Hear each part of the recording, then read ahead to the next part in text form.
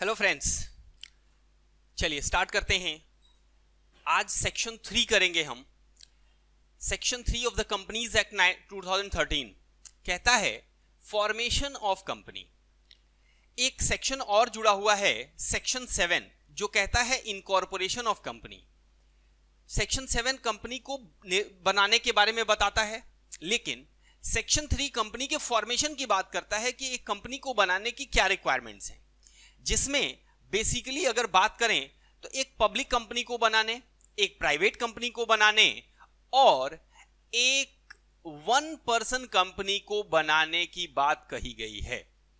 One person की जब बात करते हैं हम सेक्शन 3(1)(c) में वन पर्सन कंपनी की बात होती है और इसके साथ साथ रूल 3 और रूल 4 भी अटैच हो जाते हैं कंपनी इनकॉर्पोरेशन रूल्स 2014 के। तो यहां पर बेसिकली मैं बात करने वाला हूं आपसे कंपनी वन पर्सन कंपनी के इनकॉर्पोरेशन की। वन पर्सन कंपनी का नाम वन पर्सन क्यों है यह मैं आपको बताऊंगा। फिर वन पर्सन कंपनी को क्यों बनाया जाता है और वन पर्सन कंपनी को बनाने के फायदे क्या क्या हैं और नुकसान क्या क्या हैं, और लास्ट में क्या वन पर्सन कंपनी को बाद में किसी और कंपनी में हम कन्वर्ट कर सकते हैं या नहीं कर सकते हैं, और एक वन पर्सन कंपनी को बनाने का खर्चा क्या आता है, रजिस्ट्रेशन फीस क्या लगती है, चार्जेस क्या लगते हैं, इसके बारे में भी हम आपसे बात करेंगे।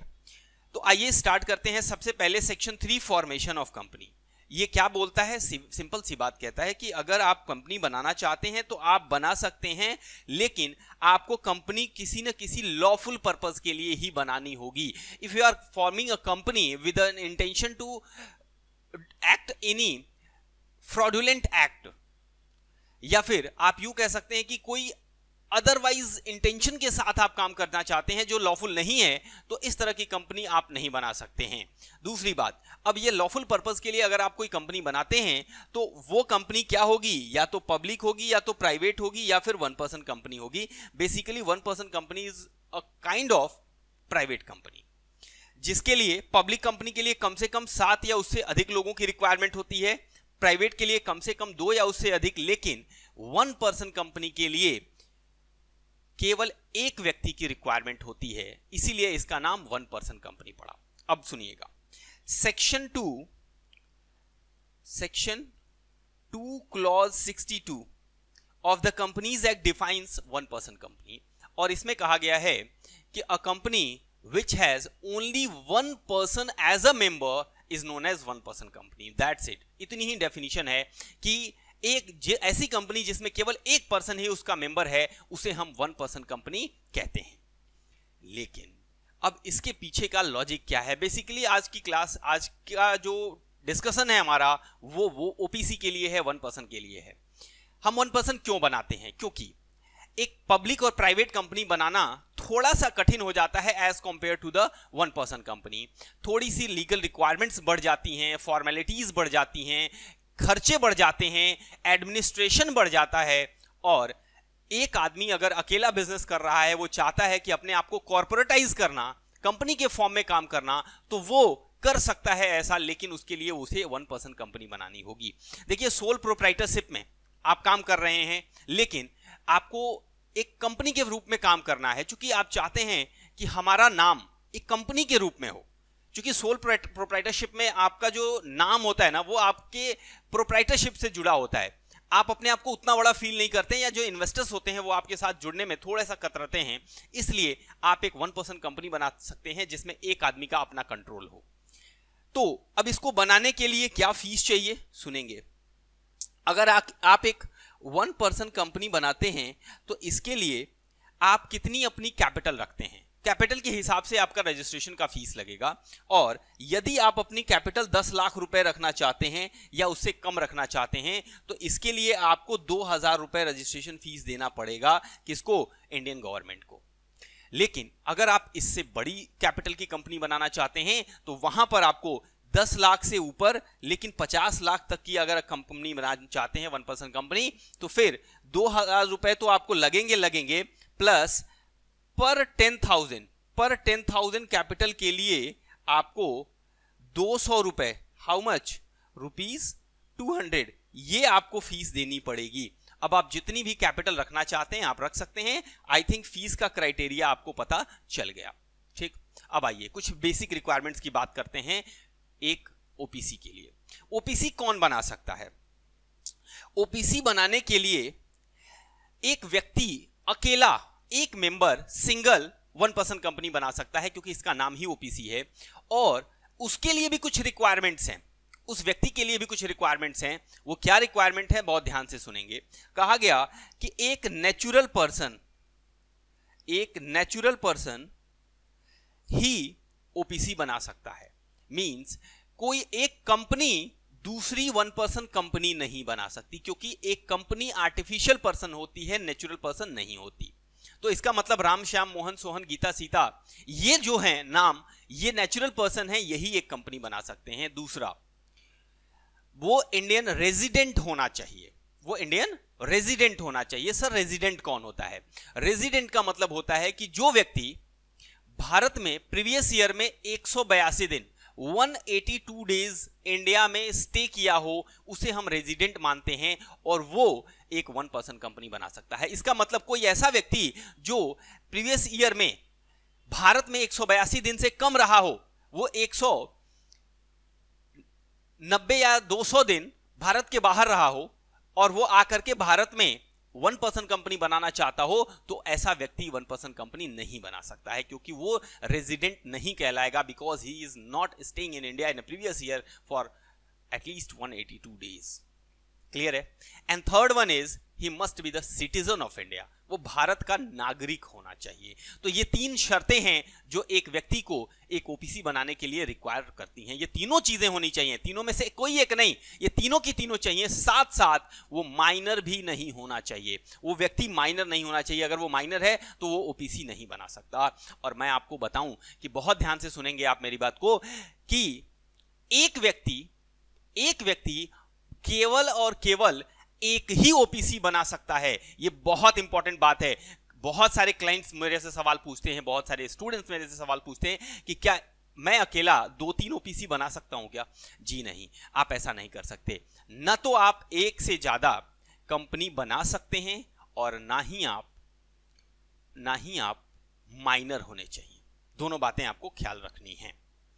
लेकिन जो इंपॉर्टेंट बात है वो ये है कि यदि मान लीजिए आप एक कंपनी बनाना चाहते हैं, लेकिन आप अकेले हैं, इनकेस भगवान ना करे, खुदा न खास्ता कुछ हो जाए आपके साथ, आपकी इनकैपेसिटी हो जाए टू कॉन्ट्रैक्ट, जैसे आप मैं नहीं बोलूंगा, मैं अपने आप पे लेता हूं। आपको गुस्सा आ जाएगा कि सर मुझे सब कुछ बोल रहे हैं, जितनी गलत बातें हैं वो मेरे लिए बोल रहे हैं, तो फिर ये प्रॉब्लम हो जाएगी, इसलिए मैं अपने आप पे लेता हूं। इनकेस मैंने एक ओपीसी बना ली और मैं इनकैपेसिटेट हो गया to make a contract, means हमारी कैपेसिटी खत्म हो गई, इन द सेंस मैं या तो एलियन एनिमी हो गया, इंसॉल्वेंट हो गया, कन्विक्ट हो गया, या फिर कुछ ऐसी मैडनेस, ये सब चीजें, तो ऐसे व्यक्ति कॉन्ट्रैक्ट नहीं कर सकते हैं। अब जब कॉन्ट्रैक्ट नहीं कर सकते तो ऐसे लोग इनकैपेसिटेटेड माने जाते हैं। तो उस सिचुएशन में कोई एक व्यक्ति होना चाहिए जो उस कंपनी को हैंडल कर सके। तो वो कौन सा व्यक्ति होगा?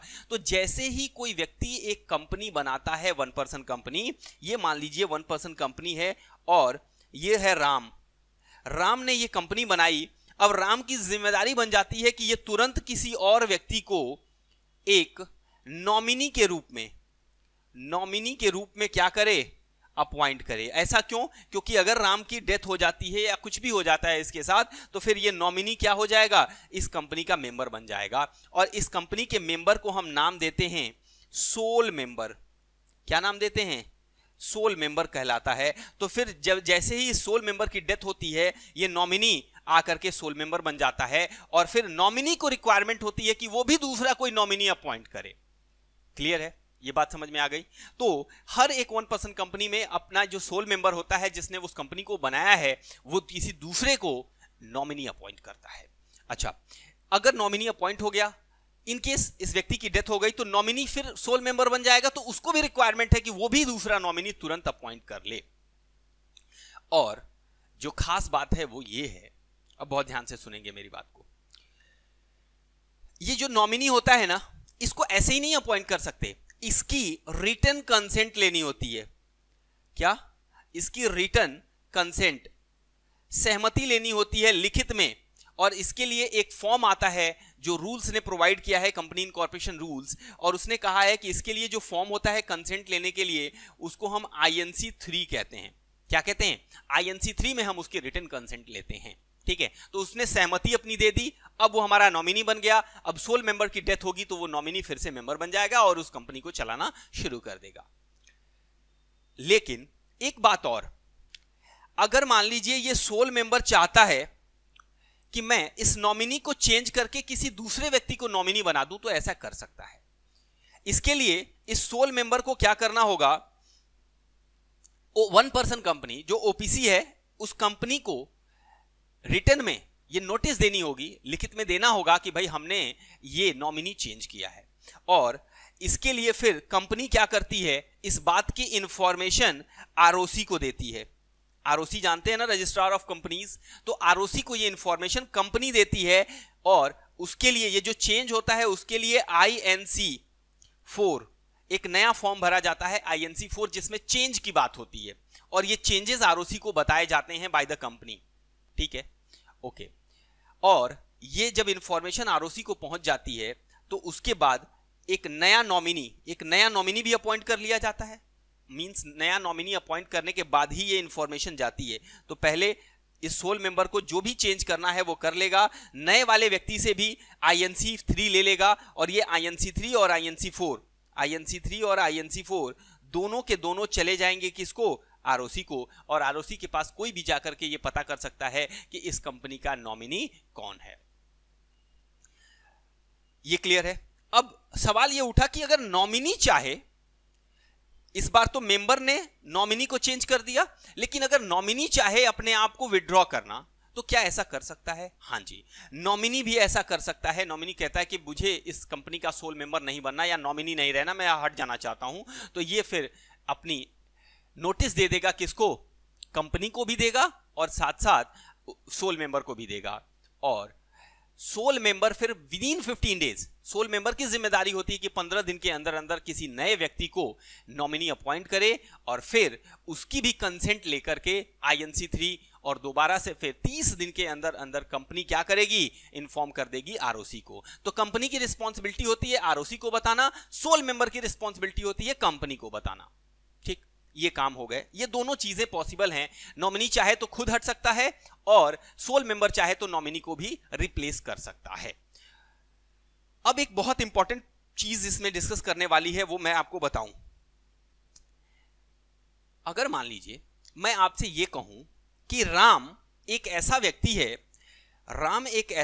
है, ध्यान से सुनेंगे आप, राम सोल मेंबर भी है और राम किसी दूसरे OPC में नॉमिनी भी है। सर, आपने कहा कि एक व्यक्ति एक OPC ही बना सकता है, तो फिर राम सोल मेंबर और नॉमिनी दोनों कैसे हो सकता है? देखिए ना, वो एक टाइम में एक ही तो सोल मेंबर है, एक ही OPC का, दूसरे का तो केवल और केवल नॉमिनी है ना। हाँ, तो ये पॉसिबल है, ऐसा हो सकता है। लेकिन मान लीजिए वो जिस कंपनी में नॉमिनी है, उस कंपनी का सोल मेंबर जो है उसकी डेथ हो गई, अब इसको उसमें भी सोल मेंबर बनना है, तो अब राम के ऊपर ये रिस्पॉन्सिबिलिटी आ जाती है कि राम या तो इसमें सोल मेंबर रहे या इसमें सोल मेंबर रहे, दोनों कंपनी में से एक ही कंपनी में वो सोल मेंबर रह सकता है। Means he has to quit the sole membership of one OPC। क्योंकि अब उसके पास कोई और रास्ता नहीं है, तो वो उसके लिए उसको कितने दिन का टाइम दिया जाएगा? 180 डेज, 180 दिन का टाइम दिया जाएगा कि आप दोनों में से एक को क्विट करें और एक को अपने सोल मेंबरशिप के लिए ऑप्ट करें, और ऐसा राम को करना पड़ेगा। क्लियर है? ये बातें आपको समझ में आ गई। अब मैं आपको यह बताना चाहता हूं कि भाई एक 1 पर्सन कंपनी क्या कुछ ऐसे भी काम कर सकती है जो थोड़े रिस्की हो? रिस्की इन द सेंस, हम आपको ये बताना चाहते हैं कि 1% कंपनी ये काम नहीं कर सकती। सीधे सीधे मैं ये आपको बताना चाहता हूं कि 1% कंपनी कभी भी चैरिटेबल कंपनी के रूप में काम नहीं कर सकती। सेक्शन 8, आपने सेक्शन 8 पढ़ा होगा, जो चैरिटेबल कंपनी के बारे में बात करता है, चैरिटेबल ऑब्जेक्ट वाली कंपनी के बारे में बात करता है। तो ये सेक्शन 8 वाली जो कंपनी होती है ना, वो कभी भी ओपीसी के रूप में फॉर्म नहीं होती है ना, ये अलाउड नहीं है। क्लियर? उसके साथ साथ non banking finance investment, non banking investment company या फाइनेंशियल इन्वेस्टमेंट कंपनी का काम ये कंपनी नहीं कर सकती। ओपीसी इस तरह के काम नहीं कर सकती है।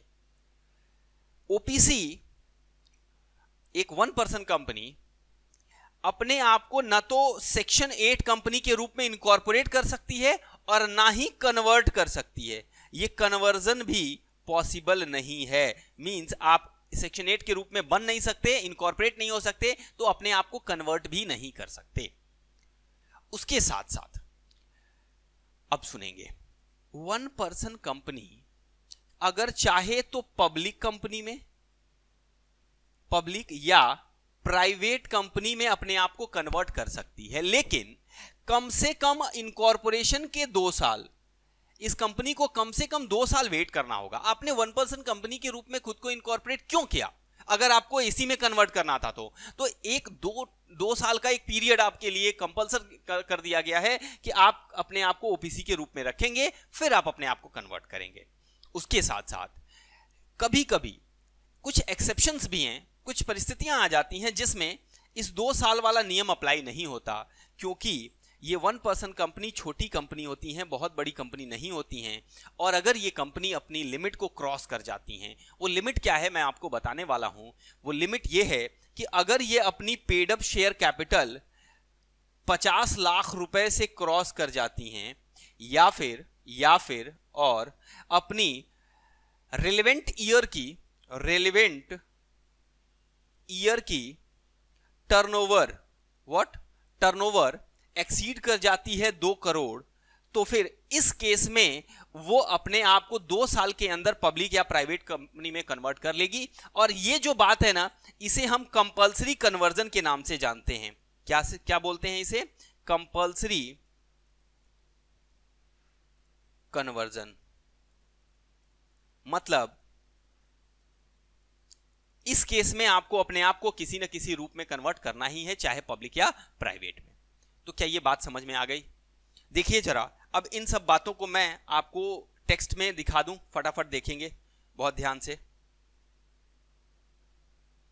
ये देखिए आपके सामने फॉर्मेशन ऑफ कंपनी की बात मैंने बता दी। Memorandum to contain the name of the person nominated by sole member. तो मेमोरेंडम ऑफ एसोसिएशन में नॉमिनी का नाम लिखना जरूरी है। तो memorandum of 1% company shall indicate the name of the other person. Other person का मतलब यहां क्या है? Nominee. With a prior written consent. और प्रायर रिटन कंसेंट किसमें? INC 3 में। Consent in prescribe form INC 3। ऐसा कौन बोल रहा है? रूल 4 बोल रहा है। Who shell in the event of the subscriber death, mean sole member की डेथ होने पर, और हिज इनकैपेसिटी। इनकैपेसिटी का मतलब मैंने बता दिया था, क्या? पागल, दिवालिया, मींस इंसॉल्वेंट होना, मैड होना, एलियन हो जाना, एनिमी हो जाना, या फिर कोई और सिचुएशन हो रही है तो contract become member of the company, and the written consent of such person shall also be filed with the registrar at the time of incorporation of 1% company along with its memorandum and article. Second one is withdrawal of consent by nominee. Can a nominee withdraw his consent? Yes, nominee may withdraw his consent in such manner as may be prescribed. और वह कैसा होगा? By giving notice to the sole member. nominee sole member को notice देगा और sole member company को बताएगा। Company को इन द सेंस कि सोल मेंबर और कंपनी दोनों को नोटिस जाती है, और कंपनी फिर किसको? ROC को बताती है। एंड 1% कंपनी आगे provided that also that member of 1% company में at any time change the name of. अब देखिए, मेंबर भी सोल नॉमिनी का नाम चेंज कर सकता है by giving notice in such manner as may be prescribed. और रूल 4 में ही बात लिखी हुई है। Provided also that it shall be the duty of the member of 1% company to intimate the company the change if any. और change को हमें बताने का फॉर्म कौन सा है? INC 4। If any in the name of the person nominated by him by indicating the memorandum और otherwise within such time, how much? 15 days, and in such manner as may be prescribed, INC 3, and the company shall intimate the registrar any such change within 30 days of receipt of notice of withdrawal, rule 4, and in such manner as may be prescribed. और वो manner क्या होगा? INC 4, rule 4 ही ये बात बता रहा है. Provided also that any such change in the name of the person shall not be deemed to be an alteration of the memorandum. तो अगर नाम का चेंज कर रहे हैं ना, नॉमिनी का चेंज कर रहे हैं इस तरह का, तो इसे ऑल्ट्रेशन ऑफ मेमोरेंडम नहीं मानते. क्लियर है? क्योंकि क्या होता है ना कि सब्सक्राइबर्स के जो चेंज होते हैं उसे ऑल्ट्रेशन माना जाता है, लेकिन यहां पर साफ साफ लिख दिया गया क्योंकि बार बार चेंज होना है, तो इस तरह के चेंजेस को हम ऑल्ट्रेशन ऑफ मेमोरेंडम नहीं मानेंगे. और इसके लिए सेक्शन 13-14 जो हमारा ऑल्ट्रेशन ऑफ मेमोरेंडम आर्टिकल का ऑल्ट्रेशन ऑफ आर्टिकल का जो सेक्शन है वो यहां इफेक्टिव नहीं होता. रूल 3 में क्या क्या बातें लिखी हैं जो मैंने आपको बताई हैं, बस एक नजर देख लेना है आपको. एक नेचुरल पर्सन ही क्या बन सकता है? ओपीसी का सोल मेंबर बन सकता है. उसका सिटीजन होना जरूरी है और रेजिडेंट होना भी जरूरी है. वही एलिजिबल है इनकॉर्पोरेट करने के लिए ओपीसी और साथ साथ नॉमिनी बनने के लिए भी. तो नॉमिनी और सोल मेंबर दोनों के लिए ये रिक्वायरमेंट्स हैं. रेजिडेंट का मतलब क्या होता है? जो प्रीवियस ईयर में भारत में कितने दिन रहा हो, नॉट लेस देन 182 डेज. और कोई भी person, natural person, shall not be member of one more than one OPC. एक ओपीसी से ज्यादा आप नहीं बना सकते. और and the said person shall not be nominee of more than one OPC. आप एक से ज्यादा, देखिए एक में आप मेंबर और एक में नॉमिनी हो सकते हैं, लेकिन एक में मेंबर और दो में नॉमिनी नहीं हो सकते. ठीक है? तो एक से ज्यादा नॉमिनी भी नहीं हो सकते आप, दो में मेंबर भी नहीं हो सकते. अच्छा, अगर आप एक में मेंबर हैं एक में नॉमिनी है, लेकिन इसमें नॉमिनी आप हैं और उस कंपनी के मेंबर की डेथ होती है और आपको मेंबर बनना है, तो आपको दो कंपनी में मेंबर नहीं बन सकते. 180 दिन के अंदर आपको क्या करना है? 180 डेज के अंदर आपको सेलेक्ट करना है, एलिजिबिलिटी क्राइटेरिया को मीट करना है. मतलब आपको केवल एक को चुनना है. माइनर नहीं होने चाहिए. आप माइनर है तो ओपीसी में शामिल नहीं हो सकते, ओपीसी नहीं बना सकते, न तो नॉमिनी बन सकते हैं. ठीक है? न तो बेनिफिशियल इंटरेस्ट होगा उसमें. आपको पता है कि नॉमिनी गार्जियन के बेसिस पे बेनिफिशियल इंटरेस्ट के लिए कॉन्ट्रैक्ट कर सकता है, लेकिन यहां पे ये पॉसिबल नहीं है. इसके साथ साथ कन्वर्जन की बात करें अगर, तो आप सेक्शन 8 कंपनी ना तो ओपीसी को सेक्शन 8 कंपनी में ओपीसी बना सकते हैं और ना ही कन्वर्जन हो सकता है, ये भी पॉसिबल नहीं है. एक OPC cannot carry the non banking financial investment. Non banking financial investment का काम ओपीसी नहीं कर सकती, ये मैंने बताया आपको. ना तो आप इन्वेस्टमेंट कर सकते हैं in the securities of any body corporate, और ओपीसी कन्वर्ट नहीं हो सकती वॉलंटरली किसी भी और कंपनी में जब तक कि कम से कम 2 साल उसके पूरे ना हो जाएं. और अगर 2 साल पूरे नहीं हुए हैं तो आप नहीं कन्वर्ट कर सकते. साथ साथ कम से कम आपको यह ख्याल रखना है कि अगर 2 साल के अंदर कन्वर्ट करना चाहते हैं तो फिर वो लिमिट देखिए 50 lakh paid up share capital की या फिर टर्नओवर की. और टर्नओवर की बात जब हम रिलेवेंट ईयर कहते हैं कि रिलेवेंट ईयर का टर्नओवर देखना है, तो वहां पे रिलेवेंट ईयर का मतलब क्या होता है मैं आपको यह भी बता दूं कि पिछले 3 फाइनेंशियल ईयर का जो टर्नओवर होता है उसको लेकर के उसका एवरेज निकालते हैं. अगर वो 2 करोड़ रुपए से ऊपर हो जाता है तो इमीडिएटली आपको कन्वर्ट करना पड़ता है खुद को. किसमें? या तो पब्लिक में या तो प्राइवेट कंपनी में. तो या तो paid up share capital exceed कर जाए या फिर एवरेज एनुअल टर्नओवर, पिछले 3 सालों का एवरेज एनुअल टर्नओवर जो होता है वो ले लें, वो एक्सीड कर जाए 2 करोड़ रुपए से. तो this was all about one person company. ये वन पर्सन कंपनी के बारे में मैंने आपको